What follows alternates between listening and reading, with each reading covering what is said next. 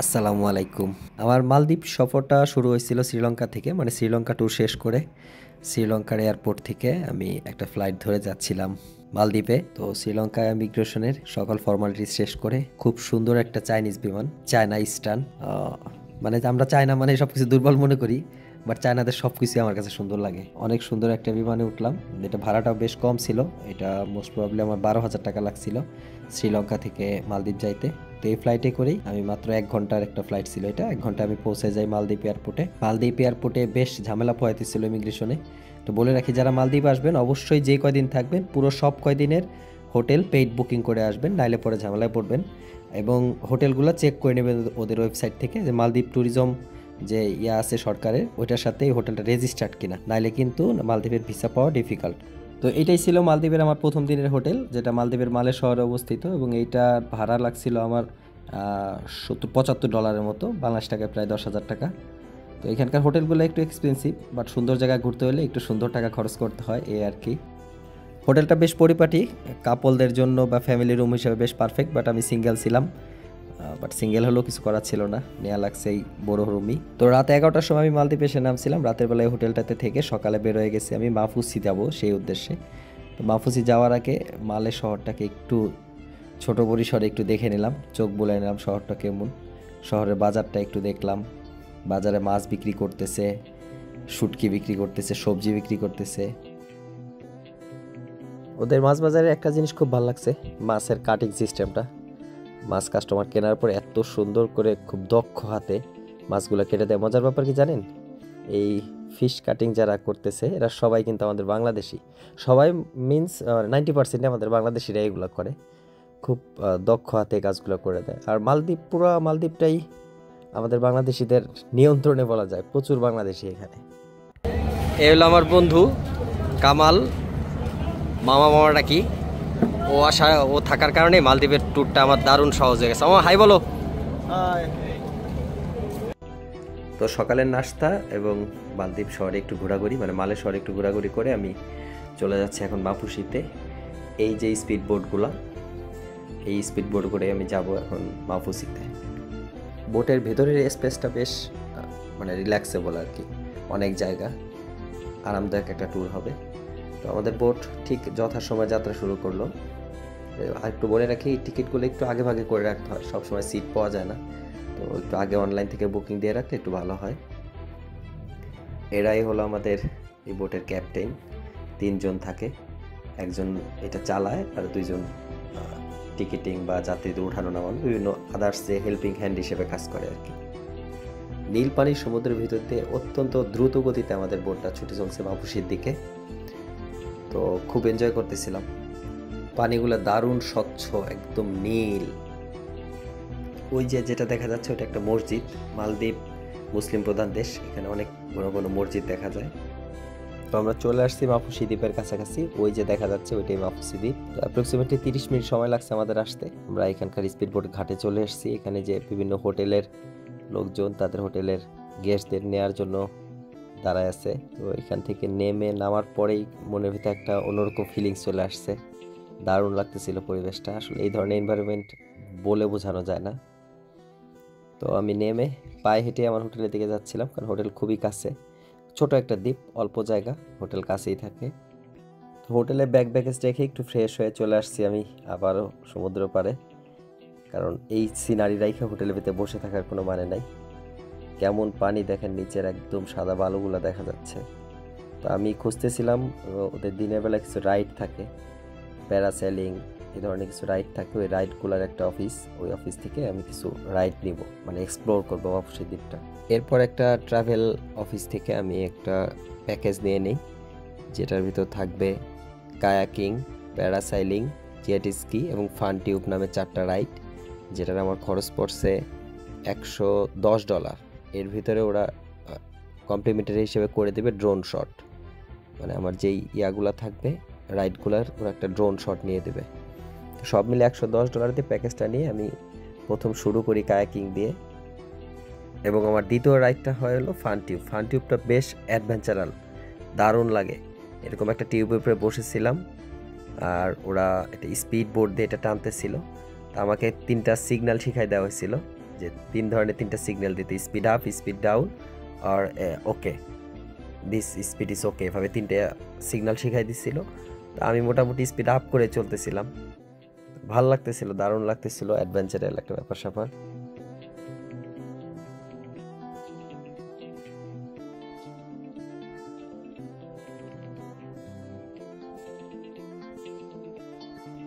তো ফান টিউবটা শেষ করে তারপরে আমার সেকেন্ড ছিল জেট স্কি। তো জেট স্কিটা প্রথমে ওদের যে ড্রাইভার উনি চালাচ্ছিলেন, তো মাঝপথে উনি আমাকে বললেন যে আপনি চালাবেন কিনা। আমি বললাম হ্যাঁ চালাবো। দেন আমি নিজে নিয়ে নিলাম, নিজে চালাচ্ছিলাম। তো আমাকে বারবার পিছ থেকে মানে স্পিড নিয়ে সতর্ক করতেছিল আস্তে চালান, বাট আমি বললাম তুমি কুল হয়ে বসে থাকো, আস্তে জোরে এটা আমি কন্ট্রোল করতেছি, সমস্যা নেই। দেন আমি আমার সাধ্যের ভিতরে যতটুকু গতি রেখে নিরাপদে চালানোর চেষ্টা করছি।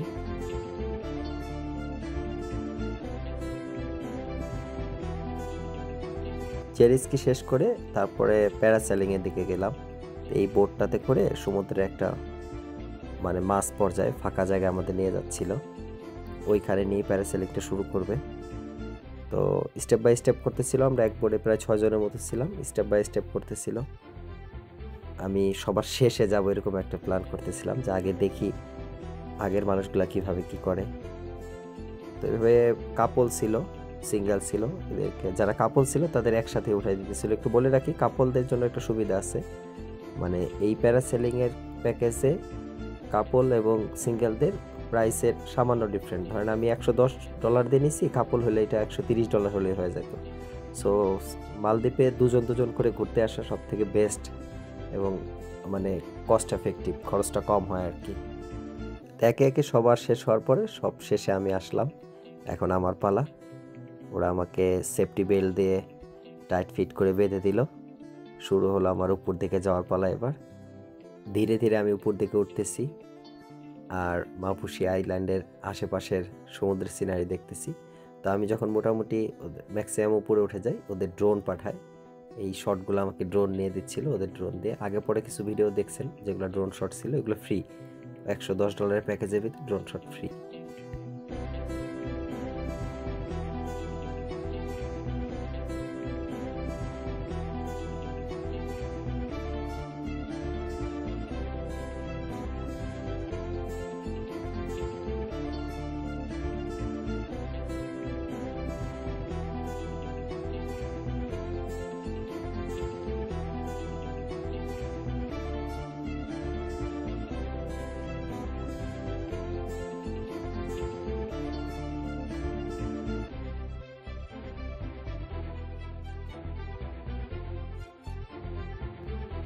আমার ড্রোন আমাকে ভিডিও করে আর আমি করি ড্রোনকে।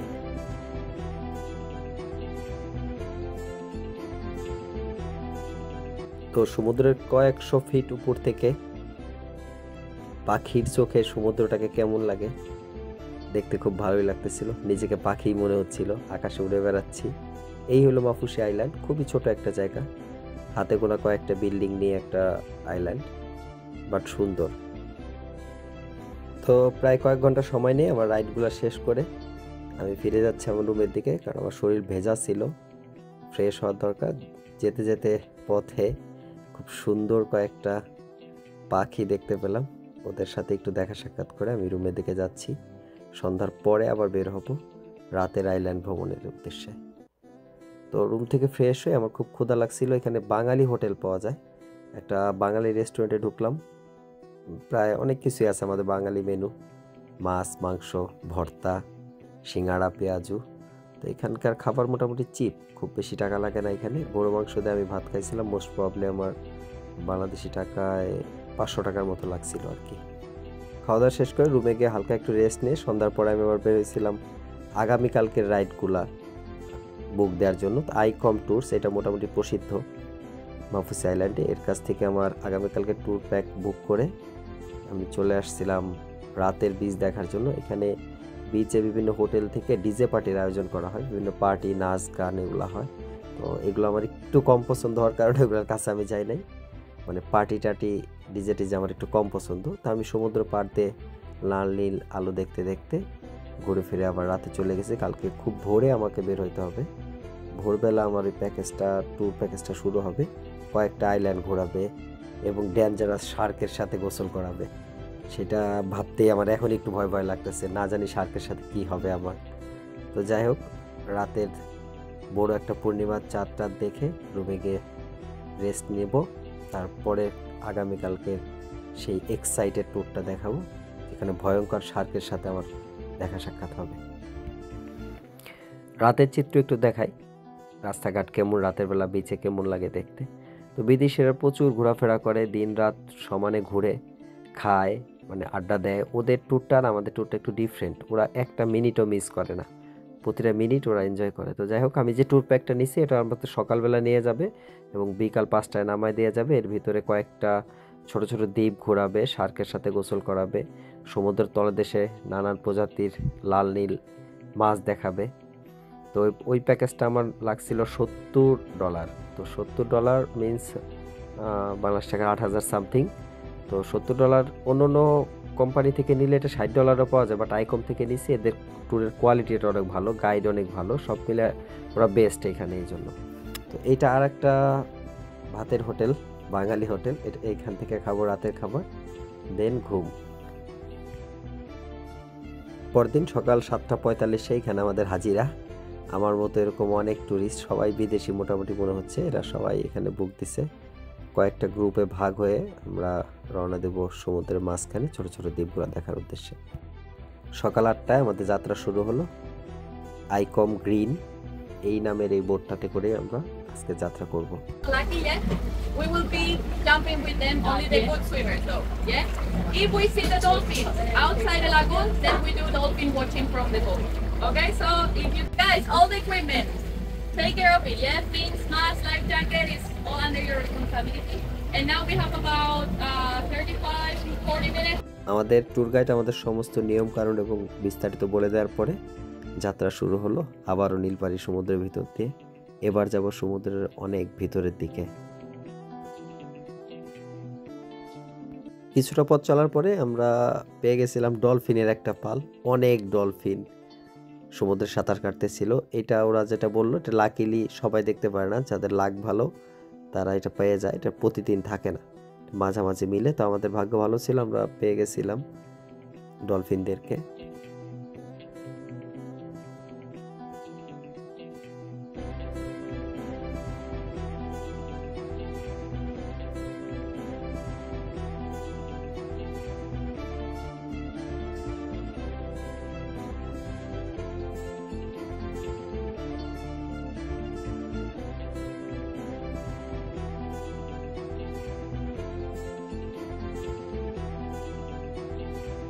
প্রায় আধা ঘন্টা থেকে 40 মিনিট স্পিডবোট রাইড করার পরে ওরা আমাদেরকে একটা দ্বীপে এনে নামায় দেয়। এইখানে দ্বীপে কিছু সামুদ্রিক প্রাণীকে ওরা খাবার খাওয়াবে, সেইগুলো আমাদেরকে দেখাবে। পাশাপাশি এই দ্বীপটা অনেক সুন্দর, আমাদেরকে সময় দেওয়া হয়েছিল ওই দ্বীপটা ঘুরে দেখার জন্য। তো এখানে একদম সাগরের তীর ঘেঁষে স্টিংরে নামে একটা সামুদ্রিক প্রাণী, এরা চলাফেরা করে। এদেরকে আমাদের যেই ট্যুরের ইয়ারা নিয়ে আসছে, ওরা খাবার দিচ্ছে, বিভিন্ন মাছের টুকরা, মাংসের টুকরা ওদেরকে খাওয়াচ্ছে। এই খাবারগুলো খাওয়ার জন্য ওরা একদম কিনারায় চলে আসছে। ওদের আশেপাশে ছোটোখাটো অনেক মাছ, এগুলো দেখতে দারুণ কিউট। অনেকে ভয় পায়, বাট এটা মোটেও ডেঞ্জারাস না, এটা সেফ অনেক।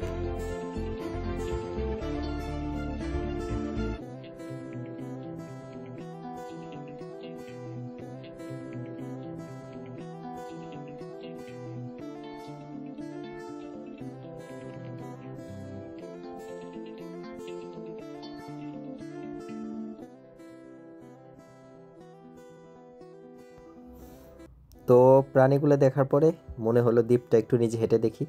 তো সমুদ্রের পানিতে পা ভিজিয়ে একা একা কিছুক্ষণ আমি একটু পুরো দ্বীপটা একটু ঘুরে দেখছি। পুরোটা দেখতে পারিনি, একটা সাইড আর কি ঘুরে দেখলাম।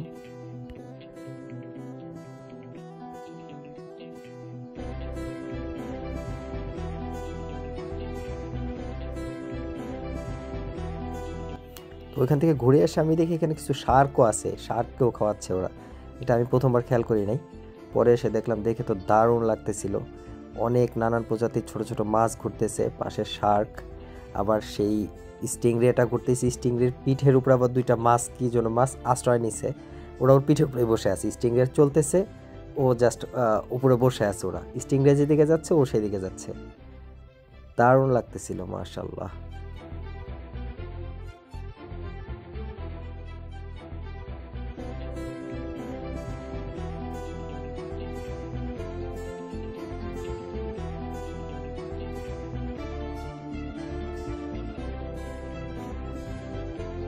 তো শার্ক, স্টিংরে সহ নানান প্রজাতির সামুদ্রিক প্রাণীকে খাবার খাইয়ে আমরা আবার আমাদের পরবর্তী গন্তব্যের উদ্দেশ্যে রওনা দিয়ে দিই। অল্প কিছুক্ষণের ভিতরে আমরা পৌঁছে যাই সেই সব থেকে এক্সাইটেড প্লেস, যেটা মালদ্বীপের, যেখানে শার্কের সাথে আমাদের সাক্ষাৎ হবে সশরীরে। শার্ক এবং আমরা একসাথে পানিতে ভেসে থাকব। তো সেইখানটাতে পৌঁছে গেলে ওরা এখানে কিছু রুলস বলে দেয় কি করা যাবে কি করা যাবে না। তো এবার একে একে আমাদের পানিতে নামার পালা। আমাদের শিপটা এখানে নোঙর ফেলার পরে আমরা একে একে এখানে নামবো। Ship means speed boat. নেমে দেখবো কি আছে। আমার একটু সামান্য ভয় ভয় লাগতেছিল, একদম সমুদ্রের মাঝখানে এতগুলা সামুদ্রিক প্রাণী, যেগুলো কোনোটার সাথে আমার পরিচয় নাই, পূর্বে সাক্ষাতের অভিজ্ঞতা নাই, কি হবে না হবে। বাট মনে হলো যেহেতু সবাই নামতেছে তো আমি নামলেও সমস্যা নাই। তো আগে হলে ওদের খাবার দেয়, খাবার দিলে এখানে ওরা গ্যাদার করে, খাবারের আশায় সব প্রাণীগুলো এখানে চলে আসে। তো প্রচুর খাবার ফেলাচ্ছিল ওরা। তো শেষমেশ সাহস করে নেমে যায় পানিতে। নামার পরে দেখেন পানির নিচের কি একটা অবস্থা, মানে চোখ ধাঁধানো একটা। একে তো মনের ভিতরে দুরু দুরু একটু ভয়, তারপরে চোখ ধাঁধানো এরকম সিনারি। তো আমার আগের ভিডিওটা ওরা করে দিছিল কমপ্লিমেন্টারি হিসেবে ওদের গোপ্রো দিয়ে। তো এখন যে ভিডিওটা দেখতেছেন এটা আগে আমার নিজের ফোন দিয়ে করছি। তো দেখেন একদম নাকের ডগাতে শার্ক যাচ্ছে মুখের সামনে, দেখ কেমনটা লাগে তখন। বাট আমি সাহস করে খিস মেরেছিলাম।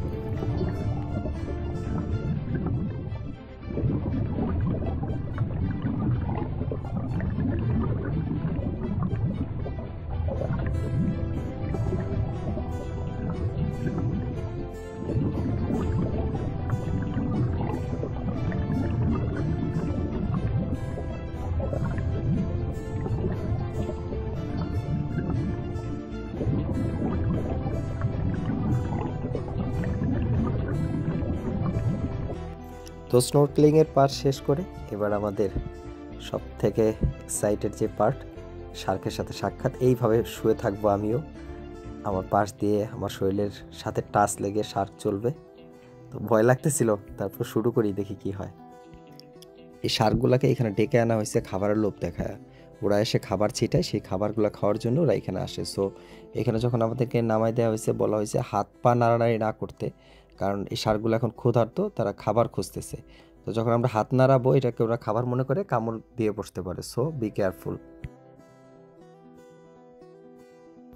এই শার্কগুলাই যে আমার পিঠের নিচ দিয়ে যাচ্ছে, এটা একদম আমার পিঠে, মানে আমাকে একটু উঁচা করে দিয়ে যাচ্ছিল। এই যে পায়ের নিচ দিয়ে যাচ্ছে, পায়ের সাথে শীতল একটা পিছলা পিছলা কি যেন লাগতেছিল, মানে ভয় উত্তেজনা সব মিলে একটা অন্যরকম টাইম ছিল। 7 থেকে 8 মিনিট এখানে ভেসেছিলাম, পুরো 7-8 মিনিট আমি অন্য জগতে ছিলাম, মানে ভয়ের জগতে, কল্পনার জগতে, আবার আলাদা একটা ভালো লাগার অনুভূতি। মানে আসলে এগুলো এক্সপ্লেন করার মতো না, একজনের ফিলিংস, এটা আরেকজনকে বলে বোঝানো যাবে না। শুধুমাত্র আপনি এই ফিলিংসটা পেতে পারেন এখানে গেলেই, এখানে নামলেই, শার্কের সাথে এভাবে ফিজিক্যালি টাচ করলেই ফিলটা, আসল ফিলটা পাবেন।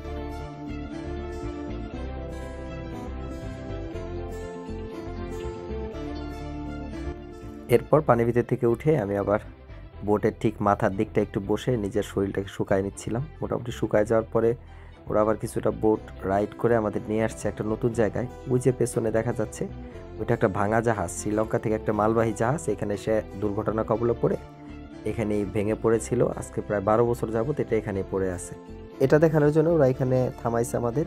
এখানে নেমে দেখেন ওই যে সবাই সাঁতরে সাঁতরে ডুবিয়ে এটার ভিতরের সিনারিগুলো দেখতেছে। তো আমিও শেষ পর্যন্ত দেখার জন্য নামলাম। দেখেন ভিতরে কত সুন্দর কচ্ছপ, আরও কত প্রাণী, মানে অসাধারণ ছিল এগুলা দেখার মতো।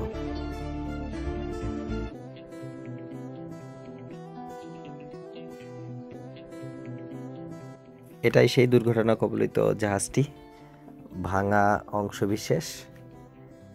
তো এটার ভিতর থেকে অনেক রঙিন মাছ, অনেক সামুদ্রিক প্রাণী এখানে এসে বাস করে এটার ভিতরে।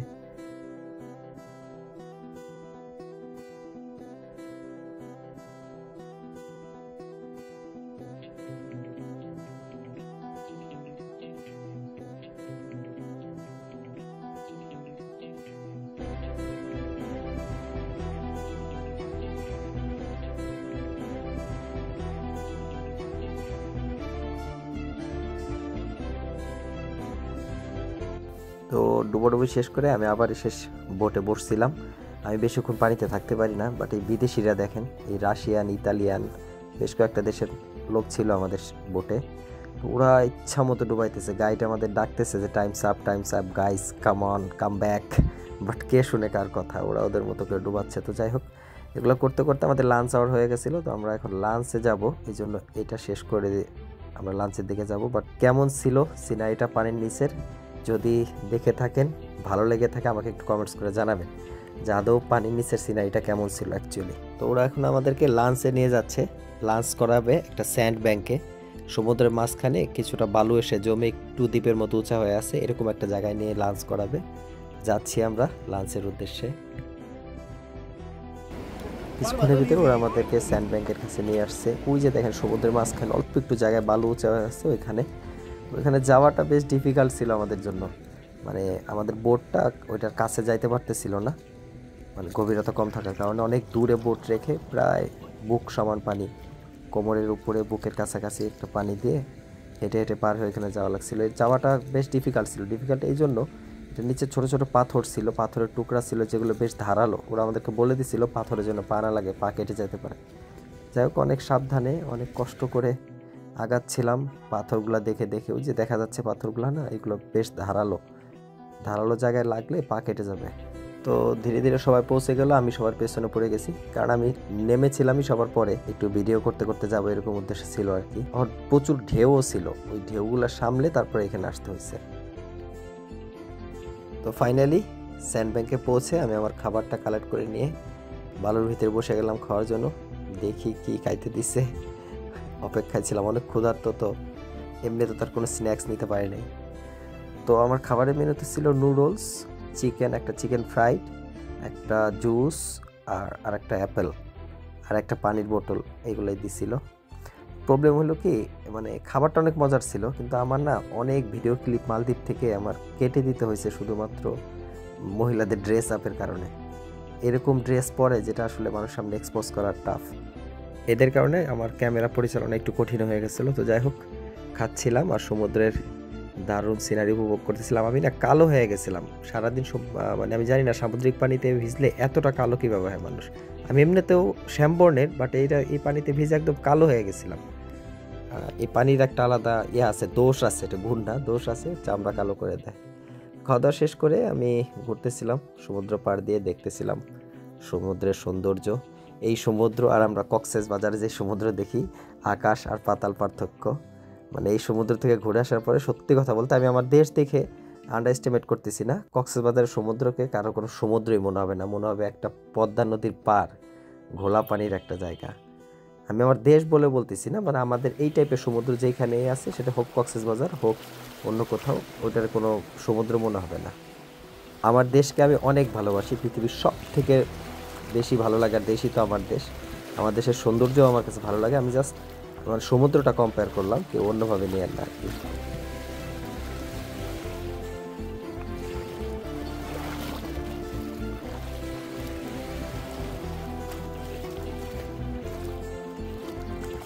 তো 1 ঘন্টা 30 মিনিটের একটা লাঞ্চ ব্রেকের পরে এখন আমাদের ফিরে যাওয়ার পালা।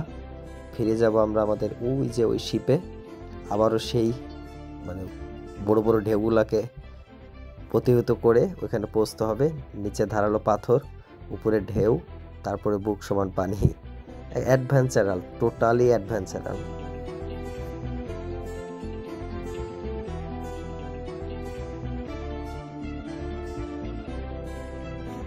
লাঞ্চ শেষ করে আমাদের এবার ফিরে যাওয়ার পালা।